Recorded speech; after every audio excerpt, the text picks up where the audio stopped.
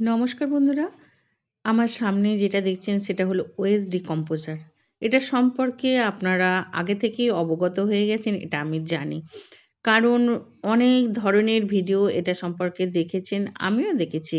কিন্তু আমি এটা কিভাবে ব্যবহার করছি আর তার ফলাফল কী হচ্ছে সেটা নিয়ে ভিডিও করতে চলে এলাম আমি Chaitali gardening and crafting channel থেকে।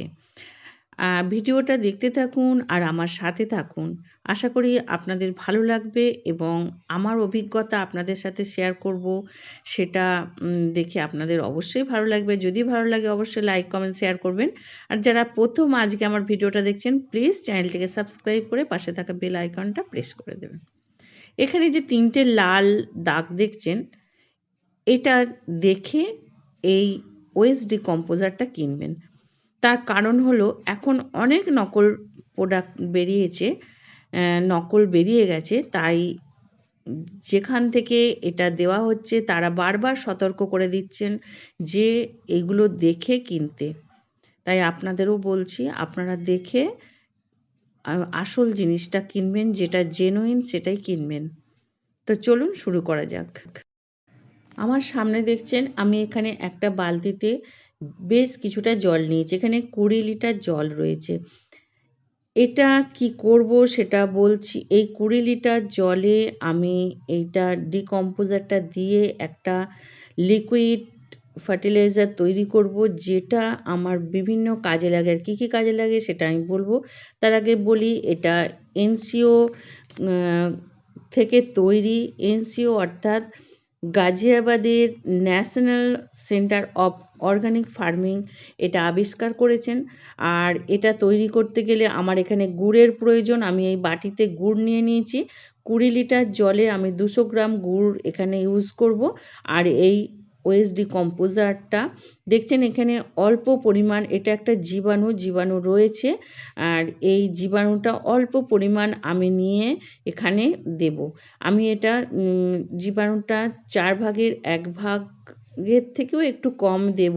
কারণ এটা মাপ হচ্ছে 500 লিটার জলে এটা পুরো করা যায়। মানে পুরো কৌটোটা 500 লিটার জলে ইউজ করা যায়। আমার যেহেতু এখানে 20 লিটার, মাত্র 20 লিটার জল আছে, তাই আমি এখানে অল্প পরিমাণ জীবাণু ফেলে আর এই গুড়ের সাথে জলটাকে ভালো করে এখন মিশিয়ে নিচ্ছি। মিশিয়ে নেবার পর আমি এখানে এই কৌটোটা থেকে জীবাণুটা ফেলে দেবো। এর ফলে কি হবে, এই জিনিসটা আমি এখানে ফেলে দেবার পর এর যে জীবাণুগুলো আছে এই গুড়ের জলটাকে খেয়ে তারা কোটি কোটি জীবাণু এখানে পরিণত হয়ে যাবে। আর পরিণত হলে এই জীবাণুগুলো এত শক্তিশালী, এত ভালো যে কোনো আমরা কম্পোস্ট তৈরি করতে গেলে আমাদের যেখানে সময় লাগে 4 থেকে 5 মাস, সেখানে 2 থেকে 3 মাসের মধ্যে আমরা কম্পোস্ট তৈরি করে ফেলতে পারবো। তাই এটা আমি এখানে তৈরি করছি। এখানে দেখুন আমি কৌটোটা থেকে আমি একটা টুকরো এই জলে ফেলে দেব। এর আগে আমি করেছি এখান থেকে, সেটাও আমি আপনাদের দেখাবো। ফেলে দেবার পর এখানে আমাকে কাঠি দিয়ে লাঠি দিতে হবে। কাঠের কোনো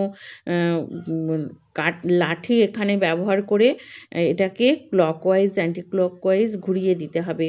আমি সেটা করব।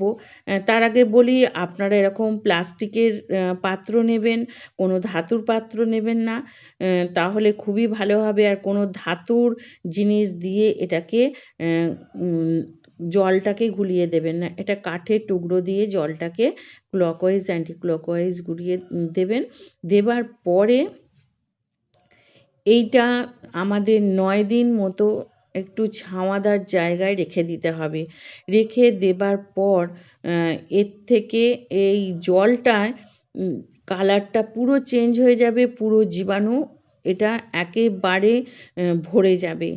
আর সেইটা আমরা কী কী কাজে লাগাবো সেটাও বলবো।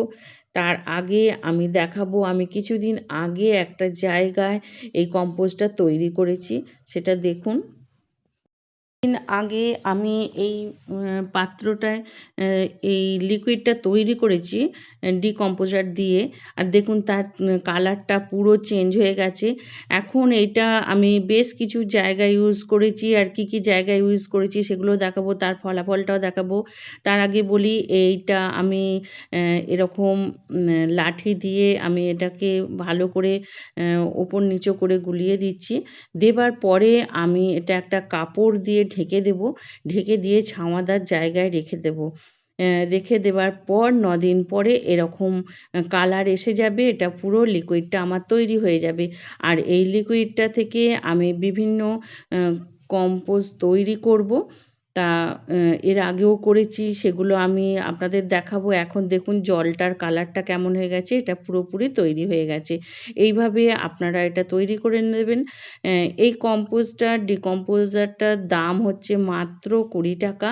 আপনারা অনলাইনে আনিয়ে নিতে পারেন বা বিভিন্ন দোকানে এখন পাওয়া যাচ্ছে এটা, আপনারা নিতে পারেন। দেখুন কিছুদিন আগে আমি কিছু বাগানের পড়ে থাকা জিনিস, পাতা ডালপালা দিয়ে তৈরি এই কম্পোস্টটা ফেলে দিয়েছিলাম। তার ফলাফল দেখুন 2.5 মাস পরে এরকম আমার হয়ে গেছে। এটা একেবারে জৈব সারে পরিণত হয়ে গেছে। এছাড়াও আরও কিছু জায়গায় আমি করেছি, সেটা আমি দেখাচ্ছি। এখানে দেখুন বড় বড় ড্রামের মধ্যে আমি বাগানের যত উচ্ছিষ্ট জিনিস, গাছের পাতা বা সবজির খোলা, ফলের চোকলা সমস্ত কিছু এর ভেতর ফেলে দিয়েছি। ফ্যান, জল এর ভেতর দিয়ে এখানে আমি 2 মগ মতো ডিকম্পোজার যে লিকুইডটা তৈরি হয়েছে সেটা আমি দিয়ে দিয়েছিলাম। এখানে পুরো আমার কম্পোস্টটা তৈরি হয়ে গেছে। আর এখানেও দেখুন একইভাবে আমি দিয়েছি। সমস্ত কিছু এতে রয়েছে। অ্যালোভেরা থেকে মানে বাগানের যত উচ্ছিষ্ট জিনিস, গাছের পাতা থেকে, ফুল থেকে সমস্ত কিছু এখানে ফেলে দিই। বাইরে কোথাও ফেলি না। বা রান্নার সময় যে সমস্ত সবজির খোলা-টোলা খোলাগুলো বেরোয় সেগুলো দিয়ে দিই। এখানেও তাই একই রকমভাবে আমি কম্পোস্টগুলো তৈরি করেছি। এগুলো আমি লিকুইড যখন থাকে, লিকুইডটা 1 মগ নিয়ে বাকি 10 মগ জল ওতে মিশিয়ে প্রত্যেকটা গাছের গোড়ায় যেটুকু পরিমাণ লাগে দিতে থাকি। তাতে গাছের চেহারাও খুব ভালো হয়, গাছটা খুব ভালো হয়।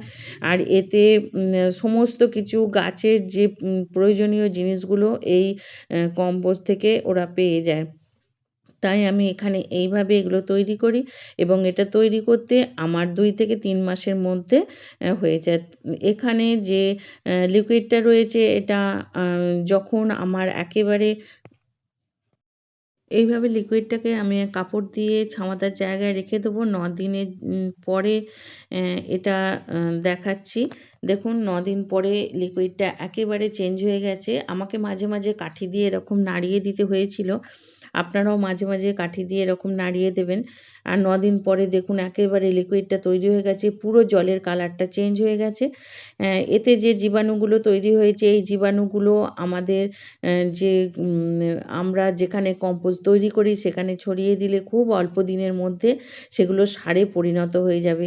অনেকে আছে লিকুইডটা সরাসরি গাছে দিয়ে দেয়। আমি বলব গাছে সরাসরি না দিয়ে আপনারা যদি আগে সার তৈরি করে নেন, কম্পোস্ট তৈরি করে নেন, যদি গোবর সার গোবর নিয়ে আসেন, গোবরের ওপরও কিছু জল যদি ছড়িয়ে দেন, সেটাও গোবরটাও ডিকম্পোজ হয়ে গিয়ে খুব সুন্দর সারে পরিণত হয়ে যাবে। তাছাড়া পাতা, গাছের পাতা-টাতা বা সবজির খোলা, এগুলোকেও আপনারা তৈরি করতে পারেন। লিকুইড কোনো জিনিস থাকলে ভাতের ফ্যান, ভাত বা এরকম গলনশীল যদি কোনো পদার্থ থাকে, সেগুলোকে আপনারা খুব সহজেই এই লিকুইড দিয়ে কম্পোজে পরিণত করে নিতে পারেন। ভিডিওটা এখানেই শেষ করছি। আপনারা ভালো থাকুন, সুস্থ থাকুন, গাছ লাগান, পরিবেশকে ভালো রাখুন। নমস্কার।